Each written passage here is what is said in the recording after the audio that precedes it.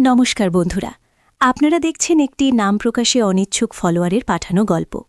এই গল্পটি এত গভীর, এত আবেগী যে আমি নিজেই এতে ভেসে গেছি। আজকের গল্পটি আমাদের সবার জীবনের খুব কাছের, তবু যেন একটু অন্যরকম। সমাজের চোখে হয়তো এটা অন্যায়, কিন্তু মনের টান কি আর সমাজের নিয়ম মানে? এই গল্পের পরতে পরতে লুকিয়ে আছে এক নিষিদ্ধ প্রেমের রোমাঞ্চ, এক চাপা আগুন যা এতদিন দলা পাকিয়েছিল। আমি জানি এই গল্প আপনাদেরও ভাবাবে, আপনাদেরও আবেগে ভাসাবে। আর হ্যাঁ, এই গল্পের কোথাও আমি আমার ব্যক্তিগত ইমো নাম্বারটি দেব, তাই নাম্বারটি পেতে হলে পুরো গল্পটি মনোযোগ দিয়ে শুনতে হবে। আমার নাম নীলা, বয়স ৩০-এর কোঠায়, বিয়ে হয়েছে ৮ বছর। স্বামী কর্মসূত্রে বাইরে থাকে, মাস দুয়েক পরপর আসে। এই ৮ বছরে আমি অভ্যস্ত হয়ে গেছি একলা থাকতে, অভ্যস্ত হয়ে গেছি নিজের জগৎ নিজেকেই সামলাতে। আমাদের পরিবার খুব সাধারণ, বাবা মা, আমি আর আমার স্বামী রাহুল। রাহুলের মা বাবা নেই, তাই সে তার এক দূর সম্পর্কের কাকিমার কাছে বড় হয়েছে। তার ছোটবেলাটা খুব কষ্টের ছিল। আজকের গল্পের শুরুটা কিন্তু আমার জীবনে নয়, বরং এক পরোক্ষ সম্পর্কের সুতো ধরে। আমার স্বামী রাহুলের একজন প্রাক্তন বান্ধবী ছিল, নাম রিমা। রিমা আর রাহুলের সম্পর্কটা কিন্তু বেশি দিন টেকেনি। কী কারণে ভেঙেছিল তা আমার জানা নেই, তবে তাদের মধ্যে একটা ভালো বোঝাপড়া ছিল। রিমার একটা ভাই ছিল, নাম অরিন্দম। অরিন্দম আমার থেকে বছর ৩-এর বড়। সে আমার স্বামীর চেয়েও বেশি পরিচিত ছিল আমার, কারণ আমি যখন কলেজে পড়তাম তখন অরিন্দম আমাদেরই একজন শিক্ষক ছিলেন। হ্যাঁ, অরিন্দম স্যার, আমার বাংলা সাহিত্যের শিক্ষক। ব্যাপারটা একটু খুলে বলি। আমি যখন প্রথম বার্ষিকীর ছাত্রী, বাংলা সাহিত্য আমার প্রিয় বিষয় ছিল। অরিন্দম স্যার ছিলেন অসম্ভব পড়ুয়া। তার বাচনভঙ্গি, তার পড়ানোর ধরন, তার জ্ঞানের পরিধি সব কিছুই আমাকে মুগ্ধ করত। তিনি ছিলেন একদম অন্যরকম। প্রচলিত নিয়মের বাইরে গিয়ে তিনি বিষয়টিকে ভাবাতেন, বোঝাতেন। তার ক্লাসের সময় কোথা দিয়ে চলে যেত বুঝতেই পারতাম না। স্যার ছিলেন আমার প্রথম ক্রাশ। হ্যাঁ, ক্রাশ। আমি তখন ২০-র কোঠায়, স্যার ছিলেন প্রায় ২৫-এর। সেই বয়সে এমন ভালো লাগাটা খুব স্বাভাবিক। আমি তার ক্লাসগুলো খুব মন দিয়ে করতাম। তার সঙ্গে প্রায়ই সাহিত্যের নানা বিষয় নিয়ে আলোচনা করতাম। স্যারও আমাকে উৎসাহ দিতেন। আমার লেখালেখিও সেই সময়ে শুরু। তার দেওয়া উৎসাহেই আমি লিখতাম, নতুন কিছু শিখতাম। রিমা, রাহুলের প্রাক্তন বান্ধবী, সেও আমার পরিচিত ছিল। রিমা আমার থেকে ১ বছরের সিনিয়র ছিল। আমরা একই কলেজে পড়তাম, তবে ভিন্ন সেকশনে। রিমার সঙ্গে আমার বন্ধুত্ব ছিল না, কিন্তু দেখতাম মাঝে মাঝে সে রাহুলের সঙ্গে আমার কলেজের সামনে আসত। আমি তখন ভাবতাম রিমা বুঝি রাহুলের বন্ধু। পরে যখন রাহুলের সঙ্গে আমার বিয়ে ঠিক হলো, তখন রিমার কথা শুনেছিলাম। রাহুল বলেছিল রিমা আমার ছোটবেলার বান্ধবী, অথচ পরে জানতে পারলাম তাদের সম্পর্কটা বন্ধুত্বের চেয়ে একটু বেশি ছিল। সে যাকগে, এসব পুরনো কথা। আমার আর অরিন্দম স্যারের মধ্যে যে একটা টান ছিল, সেটা কেবল আমার মনেই ছিল। অরিন্দম স্যার হয়তো আমার মধ্যে কিছু দেখেছিলেন, তাই আমাকে একটু বেশি প্রশ্রয় দিতেন। আমরা সাহিত্যের আদান প্রদান করতাম, মাঝে মাঝে কলেজ ছুটির পর চা খেতে খেতে আলোচনা করতাম। আমি তার চোখে সবসময় এক অন্যরকম দীপ্তি দেখতাম, যা আমাকে আরও বেশি আকৃষ্ট করত।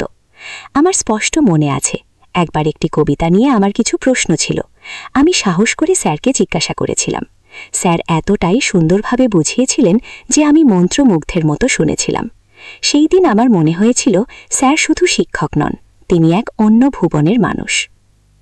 রিমা আর রাহুলের বিচ্ছেদটা কিন্তু আকস্মিক ছিল। রিমা হঠাৎ একদিন কলেজের আসা বন্ধ করে দেয়। পরে শুনেছিলাম সে নাকি বিদেশে চলে গেছে। আর রাহুল তার নিজের জীবনে এগিয়ে গিয়েছিল। আমার সঙ্গে তার পরিচয় ঘটেছিল এক বিয়ের অনুষ্ঠানে। ২ পরিবারের সম্মতিতে আমাদের বিয়ে হয়। কিন্তু ভাগ্যের কি নির্মম পরিহাস!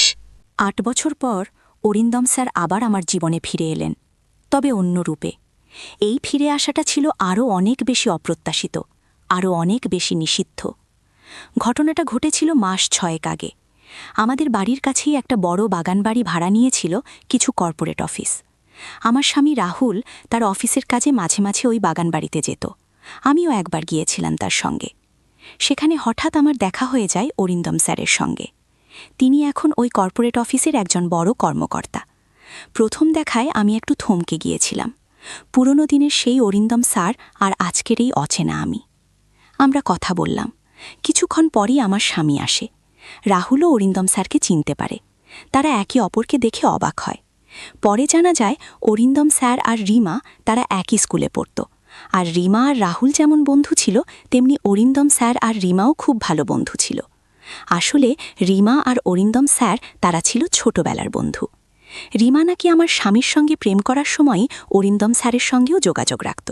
সেই দিন থেকেই শুরু হলো আমার নতুন অধ্যায়। অরিন্দম স্যার মাঝে মাঝেই আমার খোঁজ নিতেন। প্রথমেই সেটা কেবল পুরনো দিনের স্মৃতিচারণ ছিল, কিন্তু আস্তে আস্তে সেই স্মৃতিচারণ একটা অন্য দিকে মোড় নিতে শুরু করে। স্যার আমার লেখার প্রশংসা করতেন, আমার সাহিত্য বোধের তারিফ করতেন। মাঝে মাঝে আমরা লুকিয়ে দেখা করতাম। আমাদের দেখা হওয়াটা ছিল খুব সাধারণ, হয়তো কোনো পার্কে অথবা কোনো বইয়ের দোকানে। আমি তখন জানতাম না এই দেখা হওয়াগুলো আমার জীবনে কী ঝড় আনতে চলেছে। আমার মনে হচ্ছিল আমি যেন এক অন্য জগতে বাস করছি। একদিকে আমার স্বামী, আমার সংসার, আমার সামাজিক পরিচয় সব কিছুই ছিল। অন্যদিকে অরিন্দম স্যারের প্রতি আমার তীব্র আকর্ষণ, যা আমাকে প্রতিদিন টেনে নিয়ে যাচ্ছিল এক নিষিদ্ধ গহ্বরের দিকে। ভয় লাগত, কিন্তু মন মানত না। তার চোখে সেই পুরনো দীপ্তিটা তখনও ছিল, হয়তো আরও বেড়েছে। তার কথা বলার ধরন, তার চোখের ভাষা সব কিছুই আমাকে আচ্ছন্ন করে ফেলত। একদিন আমরা একটা সাহিত্য বিষয়ক অনুষ্ঠানে গিয়েছিলাম। সেখানে হঠাৎ অরিন্দম স্যারের সঙ্গে দেখা। অনুষ্ঠান শেষে তিনি আমাকে বাড়ি পৌঁছে দিতে চাইলেন। আমি রাজি হয়েছিলাম। আমার স্বামী তখনও বাড়িতে ফেরেনি। আমাদের বাড়িতে তখন কেউ ছিল না। স্যার যখন আমাকে ড্রপ করতে এলেন, তখন আমরা কিছুক্ষণ গাড়িতে বসে কথা বললাম। সেই সময় স্যার আমার হাতে হাত রাখলেন। আমার মনে হলো আমি যেন বিদ্যুৎ স্পৃষ্ট হয়েছি। আমার সারা শরীর কাঁপছিল। আমি কি করব কিছুই বুঝতে পারছিলাম না। স্যার আমার চোখের দিকে তাকিয়েছিলেন। সেই চোখে ছিল কত জিজ্ঞাসা, কত আকুতি। সেই মুহূর্তটা ছিল আমার জীবনের সবচেয়ে উত্তেজনার মুহূর্ত। আমার বুকের ধুকপুকানি এত বেড়ে গিয়েছিল যে আমার মনে হচ্ছিল যেন সে আমার গলা চেপে ধরবে। আমি দ্বিধাগ্রস্ত ছিলাম, কিন্তু মন চাইছে অন্য কিছু। স্যার আমার হাতটা আরও শক্ত করে ধরলেন। তার স্পর্শে যেন আমার শরীরের সমস্ত রক্ত গরম হয়ে উঠল। আমার মনে হলো আমি যেন এক স্বপ্নের জগতে ভেসে চলেছি। স্যার ফিসফিস করে বললেন, নীলা, আমি জানি এটা ঠিক নয়, কিন্তু আমি নিজেকে আর আটকাতে পারছি না। আমি তখন কি বলেছিলাম আমার মনে নেই। আমার মনে শুধু ছিল তার স্পর্শ, তার চাহনি, তার কণ্ঠস্বর। আমার সমস্ত শরীর যেন তার আকর্ষণে বেঁকে যাচ্ছিল। আমি চাইছিলাম এই মুহূর্তটা যেন এখানেই শেষ না হয়। আমি চাইছিলাম এই নিষিদ্ধ অনুভূতিটা যেন আরও দীর্ঘ হয়। সেই রাতের পর থেকে আমাদের সম্পর্কটা আরও গভীর হলো। আমরা লুকিয়ে দেখা করতাম। কখনো সেটা হতো কোনো নির্জন পার্ক, কখনো বা কোনো রেস্টুরেন্ট। প্রতিবার দেখা হওয়ার আগে আমার মনে হতো আজ হয়তো শেষ দেখা, কিন্তু প্রতিবারই আমি তার কাছে গিয়ে ধরা দিতাম। তার চোখের দিকে তাকালে আমার সব ভয়, সব দ্বিধা দূর হয়ে যেত। আমার মনে হতো আমি যেন তার জন্যই জন্মেছি। কিন্তু এই লুকিয়ে দেখা, এই নিষিদ্ধ প্রেম সবকিছুই তো একদিন ফাঁস হওয়ার সম্ভাবনা থাকে। আমার মনে সবসময় একটা ভয় কাজ করত, যদি রাহুল জেনে যায়, যদি আমার পরিবারের কেউ জেনে যায়। আমি জানতাম এই সম্পর্ক সমাজের চোখে অন্যায়, কিন্তু আমি নিজের মনকে বোঝাতে পারতাম না। অরিন্দম স্যারের প্রতি আমার আকর্ষণ ছিল অবর্ণনীয়। তার উপস্থিতি আমাকে এক অন্য রকম শান্তি দিত, এক অন্য রকম আনন্দ দিত। একদিন অরিন্দম স্যার আমাকে জানালেন তিনি নাকি রিমার কাছ থেকে অনেক কিছু শুনেছেন। রিমা নাকি তাদের ছোটবেলার অনেক গল্প রাহুলের সঙ্গে শেয়ার করত, আর তার মধ্যে নাকি অনেক ব্যক্তিগত কথাও ছিল। স্যার আমাকে আরও জানালেন রিমা নাকি রাহুলের সঙ্গে তার পুরনো সম্পর্ক নিয়েও খুব কথা বলতো, আর সেই সূত্রেই নাকি তিনি আমার আর রাহুলের সম্পর্ক নিয়েও কিছু কথা শুনেছিলেন।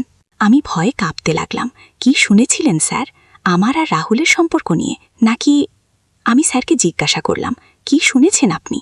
অরিন্দম স্যার আমার দিকে তাকিয়ে রইলেন। তার চোখে সেই পুরনো দীপ্তি। তিনি বললেন, নীলা, আসলে রিমা আমাকে যা বলেছিল তাতে আমার মনে হয়েছে তোমার জীবনে হয়তো কিছু অপূর্ণতা আছে, কিছু অতৃপ্তি। আমি চুপ করে রইলাম। আমার কি উত্তর দেওয়া উচিত আমি বুঝতে পারলাম না। স্যার আবার বললেন, আর সেই অপূর্ণতা, সেই অতৃপ্তি আমি হয়তো কিছুটা হলেও পূরণ করতে পারি। কথাটা বলেই স্যার আমার দিকে এগিয়ে এলেন। তার চোখ আমার চোখে, তার নিঃশ্বাস আমার মুখে। আমার মনে হলো আমি যেন আবার সেই প্রথম দিনের মতো জমে গেছি। সেই প্রথম দেখা, সেই প্রথম স্পর্শ, সেই প্রথম নিষিদ্ধ মুহূর্তের সমস্ত স্মৃতি আমার মনে ভেসে উঠল। কিন্তু এইবার ভয়টা আরও তীব্র। এইবার আকর্ষণটা আরও অনেক বেশি। ঠিক সেই মুহূর্তে গল্পটি এখানে শেষ হচ্ছে। পরের পর্বে কি হবে? অরিন্দম স্যারের গোপন উদ্দেশ্য কি? নীলার জীবনে কি আরও বড় ঝড় আসছে? জানতে হলে অবশ্যই কমেন্ট করুন আর সাবস্ক্রাইব করতে ভুলবেন না।